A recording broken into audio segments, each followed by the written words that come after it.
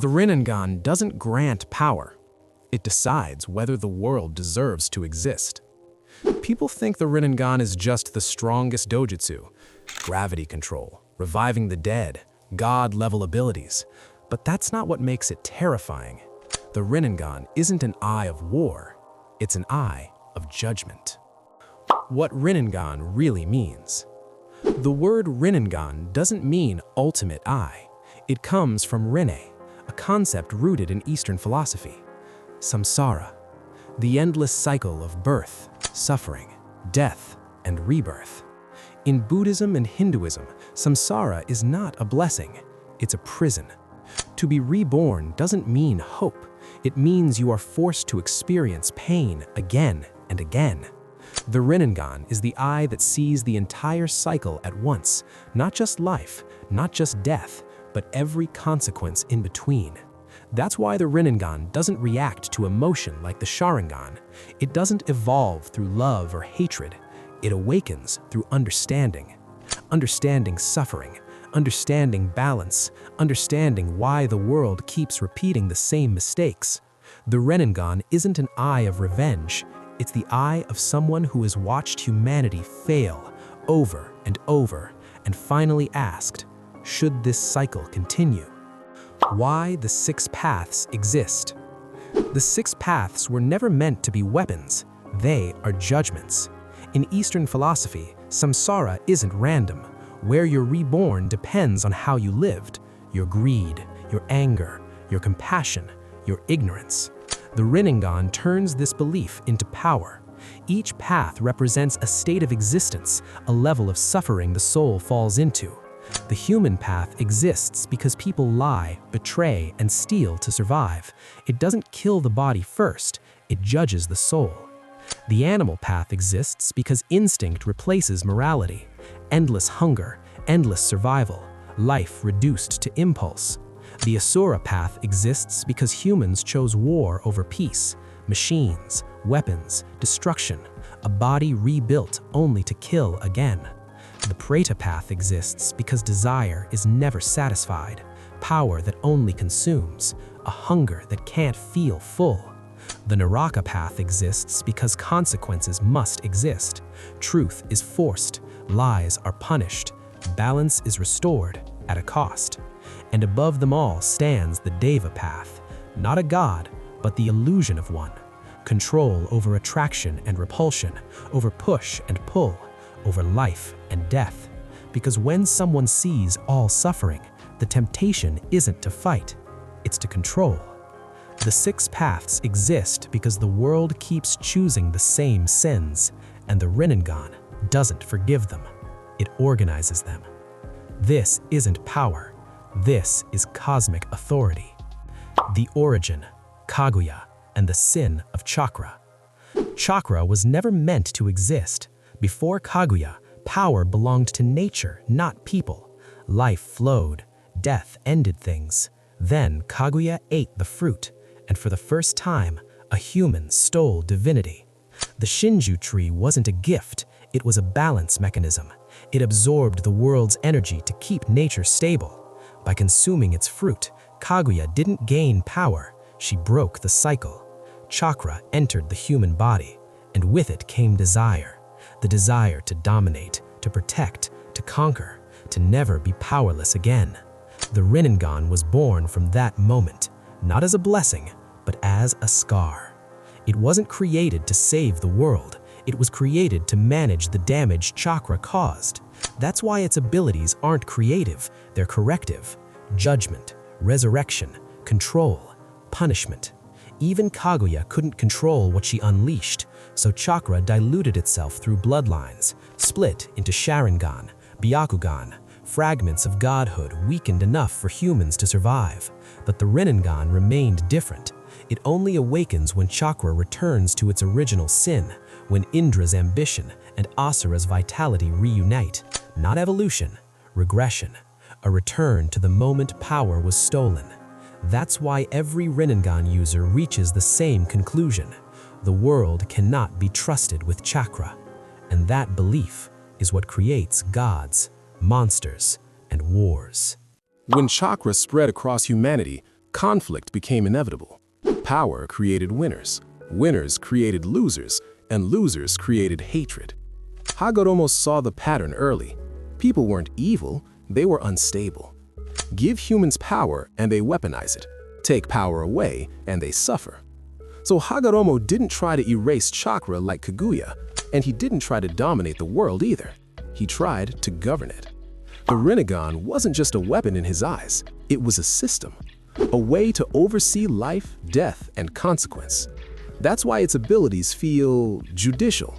The Nautica path judges lies and truth. The human path extracts guilt from the soul. The Preta path nullifies excess power.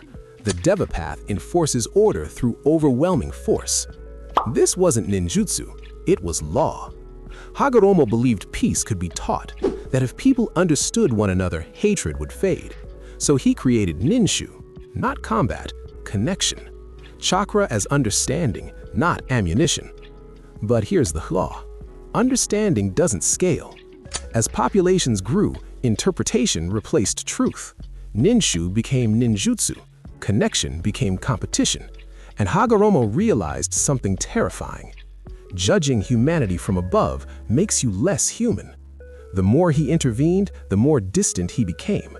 The more distant he became, the easier it was to decide who deserved to live and who didn't.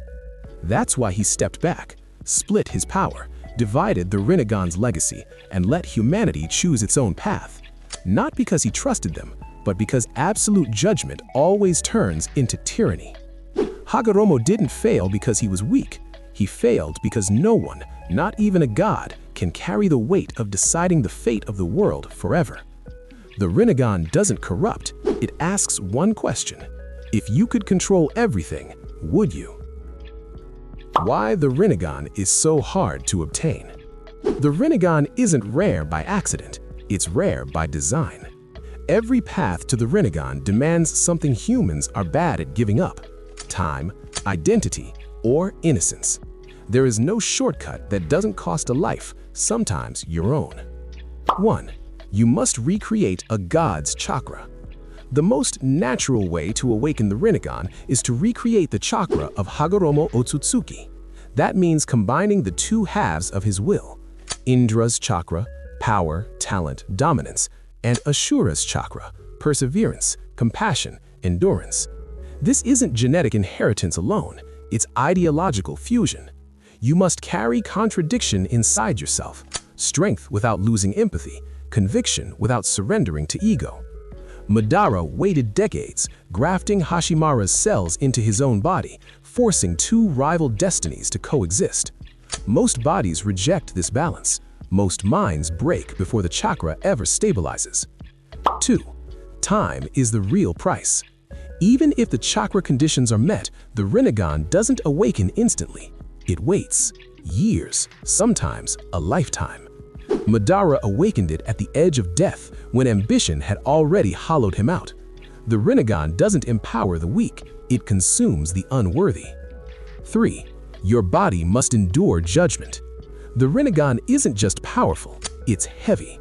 Its chakra flow is violent, overwhelming, and constant. Most shinobi would collapse under its strain. That's why Nagato, an Uzumaki with monstrous life force, was chosen as its vessel. Even then, it destroyed his body. The Rinnegan doesn't empower the weak, it consumes the unworthy. 4. The eye rejects desire. Wanting the Rinnegan is the fastest way to never obtain it. Those who seek it for domination, immortality, or fame are filtered out. The eye manifests only when its user has already abandoned the need to rule. Madara didn't awaken it while chasing power. He awakened it after realizing power alone couldn't bring peace. Ironically, by the time you're worthy of the Rinnegan, you no longer want it. 5. Every Rinnegan user is isolated. No one awakens the Rinnegan surrounded by love. Hagoromo stood above humanity alone. Nagato was buried beneath corpses. Madara watched the world rot despite his strength. Sasuke awakened it after severing every bond except one. The Rinnegan doesn't emerge from connection, it emerges from separation. Because to judge the world, you must first be removed from it. Rinne Sharingan. Ending the cycle. The Rinne Sharingan isn't just another step above the Rinnegan.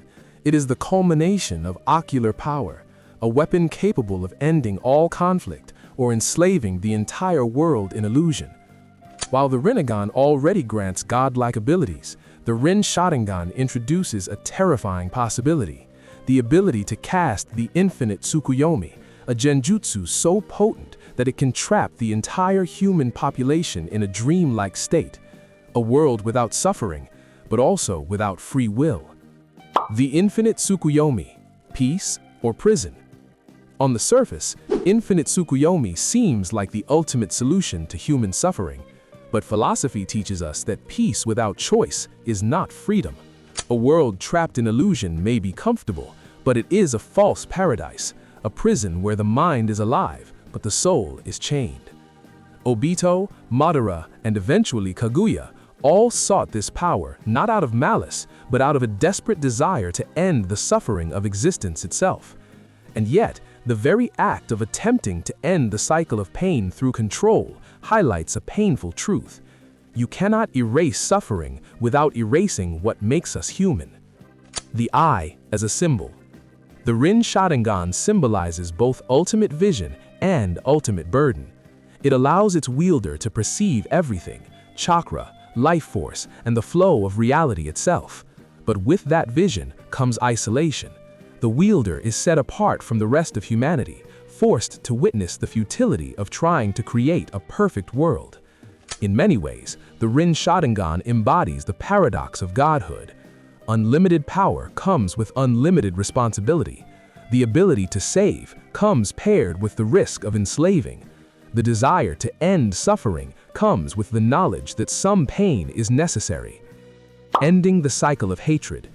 Nagato tried to end the cycle of hatred through the Rinnegan, influencing the world with force, fear, and justice. The Rinne Sharingan promises a more extreme solution: to forcibly end all cycles of suffering and conflict, bypassing human will entirely. But this power asks a question we cannot answer lightly: is a perfect world worth the cost of freedom? The Rinne Sharingan does not just amplify power, it forces the wielder to confront their own morality and the consequences of playing God on a global scale. The Rinne Sharingan teaches that ultimate power is meaningless without wisdom. No matter how godlike the user becomes, trying to control the world entirely is a trap for the soul. True liberation isn't found in domination, resurrection, or genjutsu. It is found in accepting life's imperfection, in choosing to live, fight, and endure pain despite it, rather than trying to erase it completely. In the hands of a being like Kaguya, Madara, or Obito, the Rinne Sharingan could reshape reality. But in the hands of humanity, it offers the most profound lesson of all. The cycle of life and death, pain and joy, cannot be escaped. It must be faced. And it warns us that even ultimate power cannot replace understanding, compassion, or choice. In the end, the Rinne Sharingan is not just about controlling the world. It's about understanding why suffering exists and what it truly means to live. The Rinnegan sees everything, but seeing everything makes peace impossible. So ask yourself, if you had the Rinnegan, would you guide the world or end it?